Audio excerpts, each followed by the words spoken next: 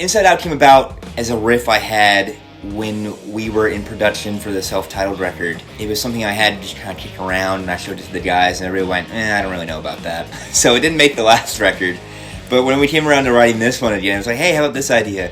And there was a separate riff that is the verse riff. Originally, they were going to be two different song ideas entirely, and it was kind of the lightning in a bottle moment when those two riffs we realized worked together, and it kind of laid out the form of the song pretty quick for us, and then we just started jamming on it. I can remember all the way back maybe till like 2021, and we were jamming on this riff. It stuck with us, but we never could work past the riff. We never had anything worth working past the riff, and so we finally figured it out on this record.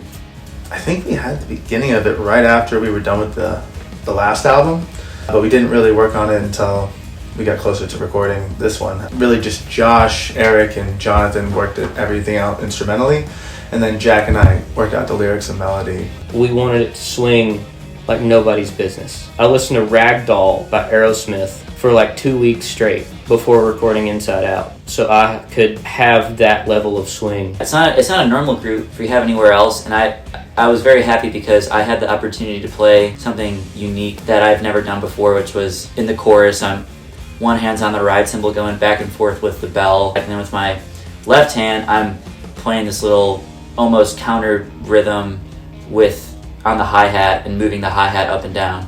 So for me it's really fun because you're just using independence between all of your, like all four of my limbs are going at the same time, and it's working all together to make a cool New Orleans funk, but an Ace Monroe New Orleans funk, because none of us have actually lived in New Orleans for long enough. And I think it's a fun way to kick off the record with something that you may have not heard from us before. Inside Out is the perfect opener, in my opinion, to this record. It's kind of awesome because everybody comes in at different times. You have the riff, and then you have Jonathan coming in, and then I'm giving a little feedback with the amp, and then Eric's bass slide comes in. Robbie does a little embellishment on his voice, and then we all hit.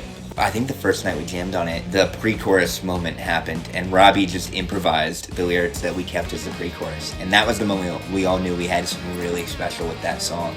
Sometimes in the studio, you have to go in there and play things that you're just learning and arranging that night. You have to make it feel like you've been playing them for years.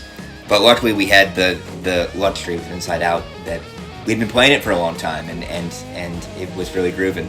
It also feels like the perfect bridge between the music on the last record and this record. That's why we wanted to start the record off with this song. I think it's a really cool introduction to who Ace Monroe is now. Honestly, the way that the ordering of the tracks is on Wildcard is really cool because it's an insight into where we're trying to go. Lyrically, the confusion of falling for somebody or meeting somebody for the first time, I'm head over heels instantly, which is really cool. It's a cool concept. You got me inside out.